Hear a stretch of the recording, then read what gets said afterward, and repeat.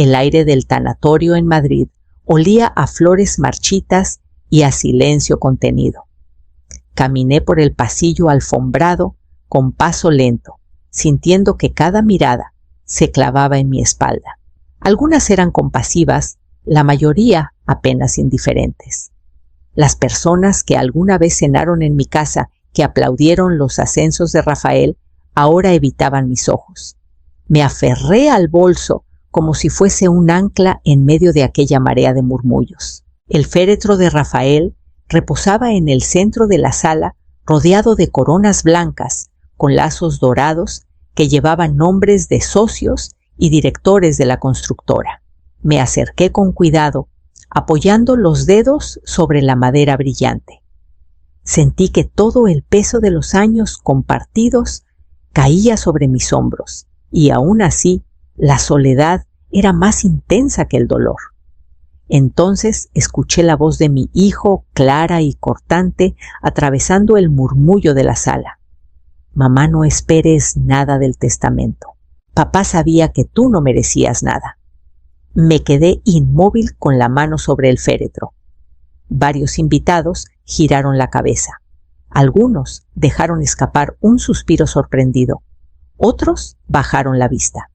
Vi a Silvana, mi nuera, sonriendo desde la esquina con esa satisfacción silenciosa que siempre me helaba la sangre. Sentí que el aire se me atascaba en el pecho. Leandro, intenté decir algo, pero mi voz se quebró. Él ya se había dado la vuelta. Hablaba con un par de socios, de Rafael, como si nada hubiera ocurrido. Una mezcla de vergüenza y humillación me obligó a dar un paso atrás. Noté cómo mis manos temblaban y cómo la sala entera parecía más fría que unos minutos antes. Fue entonces cuando escuché un carraspeo firme a mi lado. El abogado de Rafael, Óscar Beltrán, apareció entre los invitados. Alto de cabello entrecano y gesto imperturbable, sostenía un sobre lacrado en la mano. «Señora Montalbán», dijo en voz baja pero firme, «su esposo me pidió que le entregara esto, pero solo después de la lectura oficial del testamento». Mis dedos rozaron el sobre. Sentí el relieve de la cera roja, el peso de algo que no podía ser trivial. Asentí sin hablar. La humillación seguía ardiendo en mi pecho, mezclada con una curiosidad que no podía controlar. Apreté el sobre contra mi bolso y me senté en el último banco del salón mientras las conversaciones volvían a su curso. Sabía que de alguna manera aquel pequeño rectángulo de papel cambiaría los días que estaban por venir y que mi vida como la había conocido ya no tenía regreso. Regresé a la casa de Toledo cuando el sol ya se había ocultado. Abrí la puerta y el silencio me envolvió como un abrigo helado. Cada rincón parecía más grande sin la presencia de Rafael. Las paredes que alguna vez guardaron risas y conversaciones ahora parecían escuchar mi respiración como único sonido. Dejé el bolso en la mesa del recibidor y avancé por el pasillo. A cada paso los recuerdos me golpeaban. La biblioteca todavía olía a madera y papel viejo. Recordé las noches de invierno en las que Rafael leía mientras yo tejía cerca del fuego. Me parecía verlo inclinado sobre sus planos, con sus gafas resbalando por la nariz, murmurando cálculos que yo apenas entendía. Entonces Leandro entraba corriendo riendo y pidiendo que su padre lo levantara en brazos. Con los años, aquellas risas se fueron apagando. Leandro dejó de buscarme en la cocina y de reírse con su padre. Prefería los videojuegos, los viajes de negocios y más tarde las cenas con socios de Rafael. La casa fue quedando en silencio, como si la familia se hubiera ido antes de que yo lo aceptara. Abrí el armario del salón y encontré una caja de cartón cubierta de polvo. Me arrodillé con cuidado y la abrí. Dentro había fotos de los primeros años, yo con un vestido azul en la playa de Cádiz Rafael, con un sombrero ridículo en una feria Leandro de niño entre nosotros. Debajo, cuidadosamente ordenadas, había cartas de amor escritas con la caligrafía firme de Rafael. A mi Isa, la única razón por la que todo tiene sentido. Las leí despacio, sintiendo un nudo en la garganta. En el fondo de la caja encontré un sobre más pequeño. Mi corazón dio un salto. La letra era la misma que había visto en el sobre lacrado del abogado. Mis manos temblaron al rozarlo y por un momento sentí que Rafael estaba allí guiándome desde algún lugar que yo no podía ver. Me quedé sentada en el suelo, rodeada de fotos y cartas, sintiendo que entre estas paredes vivía una historia que aún no había terminado. Mientras cerraba la caja, comprendí que el secreto de Rafael no solo cambiaría mi futuro, sino que también abriría heridas que nunca había querido mirar de frente.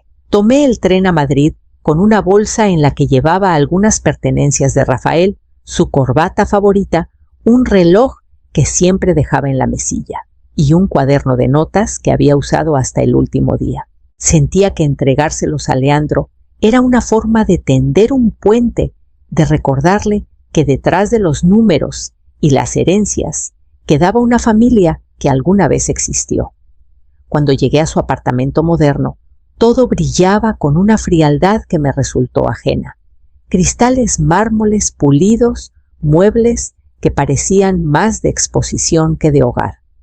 Toqué el timbre y fue Silvana quien abrió la puerta. Su mirada recorrió mi bolso antes que mi cara y su sonrisa apenas se insinuó. «¿No sería mejor que pensara en una residencia?», dijo con tono suave pero afilado. «Estas casas grandes de Toledo son peligrosas para una mujer sola». Sentí un escalofrío. Aquellas palabras no eran preocupación, eran un aviso. Entré sin responder, dejando la bolsa en la mesa de cristal del salón. «He traído algunas cosas de tu padre para Leandro», dije intentando mantener la calma. Ella asintió con un gesto breve mientras su teléfono vibraba. Caminé por el salón y mi mirada se detuvo en un sobre la encimera. Reconocí inmediatamente un membrete de una agencia inmobiliaria de Toledo.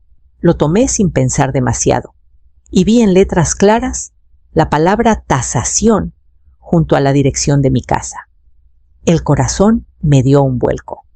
Antes de que pudiera decir algo, Silvana regresó y se llevó el sobre de mis manos con una sonrisa helada. «Solo estamos explorando opciones», dijo. «Leandro quiere asegurarse de que todo esté en orden cuando llegue el momento». Aquella frase me dejó sin aire. Comprendí que la ambición no había nacido en mi hijo, sino que Silvana era el motor que lo empujaba a borrar mi existencia de su mundo. Mientras recogía mi bolso para marcharme, escuché que Silvana hablaba por teléfono desde el pasillo. Su voz se filtraba entre las paredes del apartamento. «No te preocupes. El dinero grande será nuestro pronto». Salí al pasillo, sintiendo que cada paso me alejaba más de mi propio hijo, y con la certeza de que la verdadera batalla apenas estaba comenzando. El centro de Madrid estaba bullicioso aquella mañana, pero al cruzar la puerta del despacho de Óscar Beltrán, sentí que el mundo se detenía. El olor a madera encerada y cuero antiguo me envolvió y el murmullo lejano del tráfico se apagó tras los ventanales que daban al Palacio de Cibeles. Las paredes lucían diplomas enmarcados y fotografías con jueces y notarios. Todo transmitía una seriedad que me hizo enderezar la espalda sin darme cuenta. Leandro llegó unos minutos después, acompañado de Silvana. Entraron riendo, como si asistieran a un espectáculo cuyo final ya conocían. Ella lucía impecable, con un perfume penetrante que llenó el despacho en cuanto cruzó el umbral.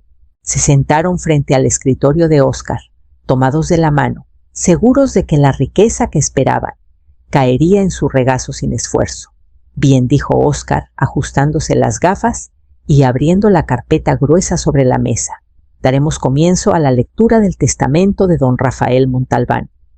Yo apreté las manos sobre mi falda, sintiendo el sobre lacrado aún guardado en mi bolso pesado como una promesa. En primer lugar, continuó Óscar, se adjudica a Leandro Montalbán la propiedad de la vivienda de Madrid con todos sus muebles y enseres.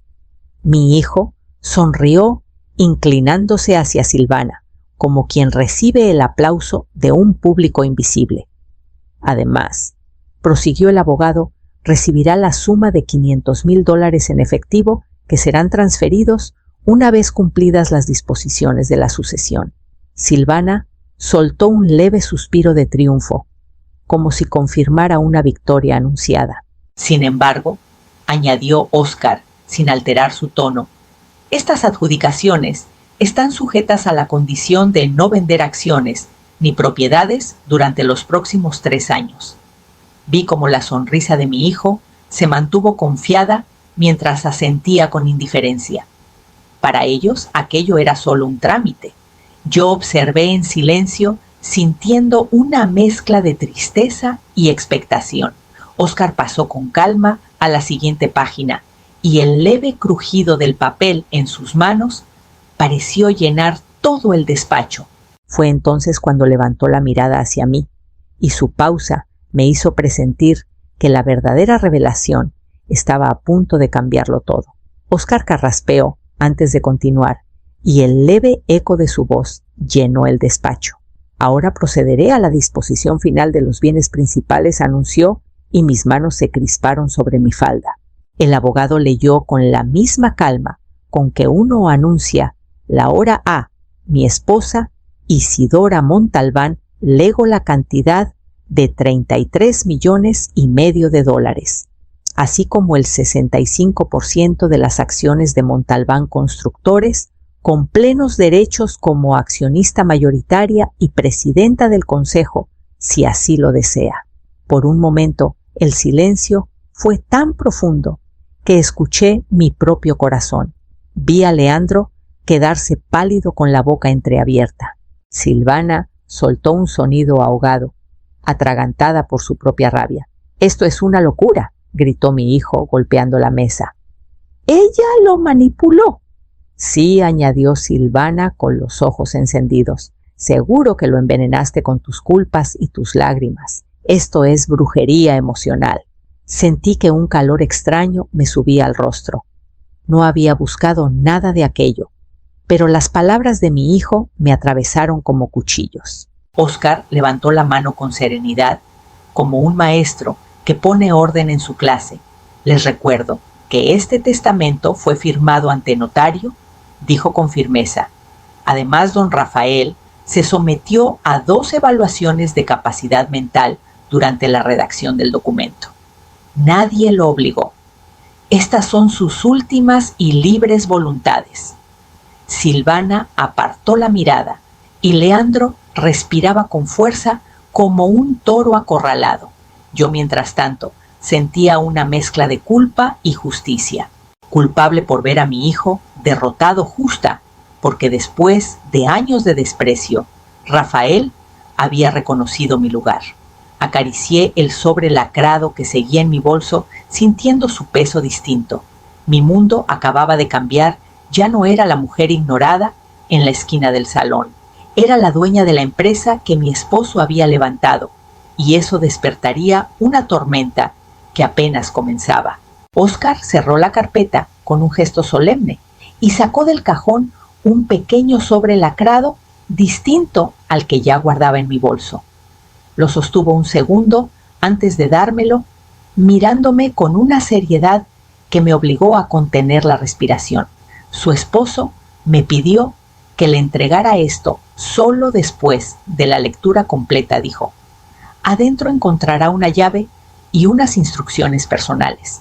Mis dedos rozaron la cera roja, mientras Leandro observaba con los ojos llenos de sospecha. Silvana apretaba los labios como si intuyera que cualquier cosa que viniera de Rafael podría poner en riesgo su plan. Guardé el sobre en mi bolso sin abrirlo. Sabía que aquello debía hacerlo sola. 2 días después, me encontré en el tren hacia Segovia. La ventanilla mostraba campos dorados y colinas suaves que pasaban veloces, y en mi pecho sentí un alivio extraño, como si por fin estuviera avanzando hacia un destino propio. Por primera vez en mucho tiempo, no me sentía la mujer que todos podían empujar a un rincón. Estaba tomando el control de mi historia. Seguí las instrucciones de Rafael hasta el banco antiguo, con paredes de piedra y rejas negras que parecían custodiar siglos de secretos. El gerente abrió la caja fuerte y me dejó sola en una sala privada. La llave giró con un clic seco. Dentro encontré carpetas con certificados de acciones, cartas dobladas con mi nombre y un pequeño dispositivo USB. Respiré hondo antes de conectarlo al monitor que había en la sala. La imagen de Rafael apareció en la pantalla. Su voz cálida y firme, a la vez Isidora. Si estás viendo esto, significa que todo salió como planeé. Sé que Leandro no está preparado para la responsabilidad que viene con esta fortuna, y sé que Silvana lo ha apartado de ti para usarlo en su beneficio. Quiero que tengas las pruebas y la fuerza para proteger lo que es tuyo y lo que yo construí. Mis ojos se nublaron de lágrimas. Las palabras de Rafael no solo me daban poder, me devolvían mi valor. Guardé el USB y las cartas en mi bolso, sintiendo que la batalla que había temido toda mi vida estaba por comenzar y que ya no tenía intención de huir de ella. El restaurante elegido por Leandro estaba en plena Castellana, con lámparas de cristal y mesas vestidas de blanco que parecían diseñadas para impresionar más que para alimentar. Llegué puntual con el corazón sereno y encontré a mi hijo y a Silvana ya sentados rodeados de copas de vino y la arrogancia que siempre los acompañaba. Mamá, dijo Leandro, con un tono de falsa cordialidad, necesitamos hablar como adultos. Silvana tomó la palabra sin esperar permiso. Isidora, seamos sinceras, dijo mientras jugaba con el borde de su copa. Esta empresa no es para usted. Solo queremos que firme la renuncia y nos deje a nosotros manejarlo. A cambio vivirá tranquila, sin preocupaciones. Sus palabras eran suaves, pero el veneno se percibía en cada sílaba. Leandro asentía convencido de que me acorralaban. Yo respiré hondo y los observé sintiendo por primera vez que el miedo había cambiado de dueño. ¿Tranquilidad? Repetí, curiosa oferta, considerando que tu idea de tranquilidad es vender los contratos de la empresa a la competencia. El gesto de Silvana se congeló un segundo antes de transformarse en una sonrisa forzada. No sé de qué está hablando, replicó, pero su voz perdió firmeza. Saqué mi teléfono y coloqué sobre la mesa el USB que había encontrado en la caja fuerte. Aquí hay videos, correos y documentos donde tú filtras información interna a cambio de comisiones ocultas. Rafael lo sabía y ahora lo sé yo. Leandro me miró confundido, buscando una explicación en los ojos de su esposa. Silvana tragó saliva y supe que había ganado la primera batalla, sin alzar la voz. Si quieren que renuncie, añadí con calma, primero tendrán que explicar estas pruebas ante un juez. El silencio se apoderó de la mesa roto solo por el tintinear de una cuchara contra un plato en alguna otra mesa. Me incliné hacia atrás, sintiendo que por fin el control estaba en mis manos, mientras Silvana evitaba mi mirada y Leandro empezaba a comprender que la fachada perfecta de su mundo comenzaba a resquebrajarse. La noche en Toledo estaba silenciosa cuando escuché el portazo. Leandro irrumpió en la casa como un vendaval, con el rostro desencajado y la voz rota por la rabia.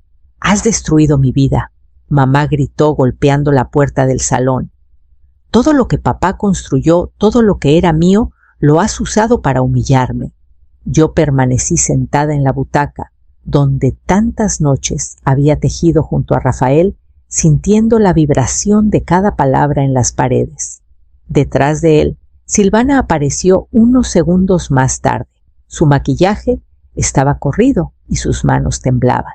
«No pienso quedarme aquí», susurró sin mirarnos. «No después de ese maldito video». Tomó su bolso y salió corriendo, sin despedirse el taconeo, perdiéndose en el eco del pasillo. Leandro ni siquiera la detuvo. Su mundo se derrumbaba ladrillo por ladrillo, y no sabía por dónde empezar a recoger los restos. Se dejó caer en el suelo, apoyando la cabeza en sus manos. Su llanto resonó en la sala vacía, un sonido que no escuchaba desde que era un niño asustado por las tormentas de verano. «Todos me han traicionado», murmuró entre sollozos. «Tú, papá, incluso ella. Nadie estuvo nunca de mi lado». Me acerqué despacio y me arrodillé frente a él tomándole las manos. Su piel estaba fría y sudorosa, como si la rabia le hubiera drenado toda la fuerza.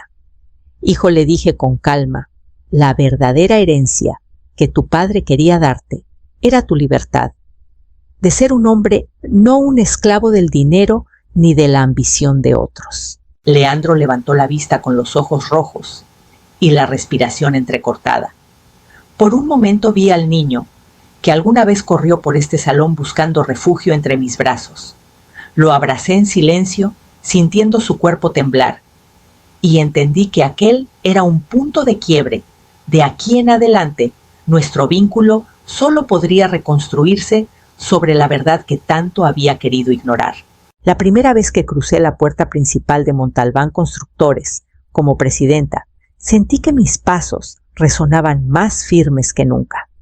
El consejo directivo me esperaba con una mezcla de respeto y cautela.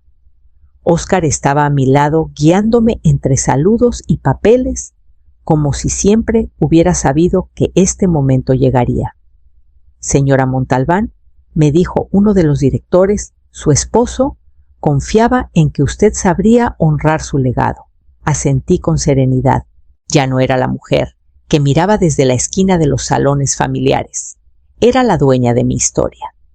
En mi primer acto, como presidenta, ordené revisar los contratos y cerrar todas las puertas por donde Silvana había filtrado la confianza de Rafael.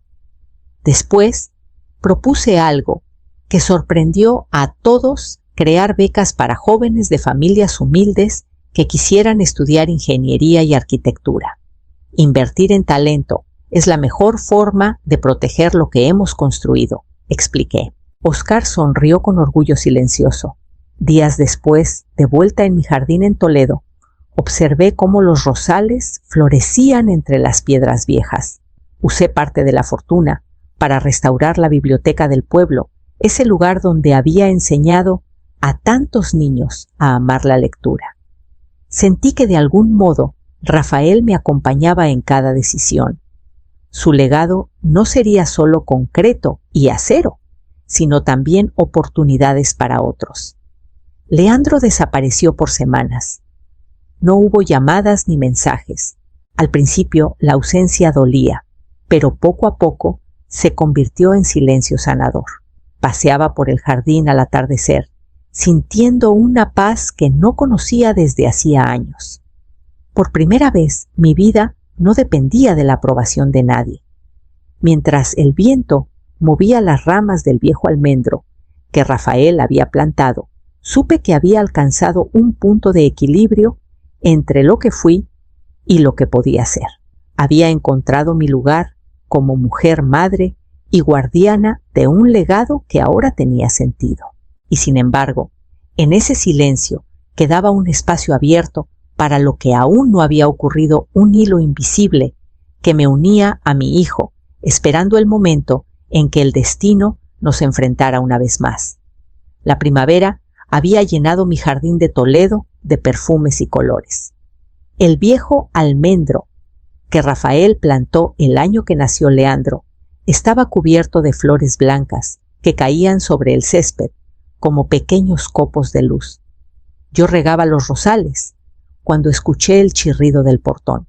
Leandro estaba allí solo, con los hombros caídos y el rostro demacrado. Llevaba semanas sin saber de él, y en su mirada no quedaba ni un rastro del hombre arrogante que había cruzado la puerta la última vez. «Mamá». Su voz era apenas un murmullo. «Silvana se ha ido. Me dejó con las deudas la vergüenza. y el silencio.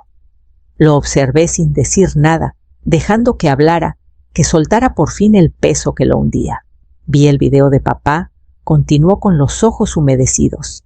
Ahora entiendo lo que quiso enseñarme. Todo este tiempo pensé que la herencia era dinero poder, y era otra cosa. Lo siento, de verdad lo siento. Sentí un nudo en la garganta. Crucé el jardín y lo abracé con fuerza. Su cuerpo temblaba, como cuando era niño, y corría a refugiarse entre mis brazos en las noches de tormenta. Hijo, susurré, tu padre siempre creyó que algún día lo comprenderías. Y yo también. Nos quedamos así unos minutos respirando el aroma del azahar y escuchando el canto de los pájaros. Por primera vez en mucho tiempo no sentí distancia entre nosotros. Entendí que el verdadero legado de Rafael no eran los millones ni las acciones, sino esta oportunidad de volver a ser familia, de reconstruir lo que parecía perdido. Al levantar la vista hacia el almendro en flor, juré que vi en mi mente la última sonrisa de Rafael, serena y orgullosa, como si desde algún lugar celebrara que su lección final había llegado a donde debía.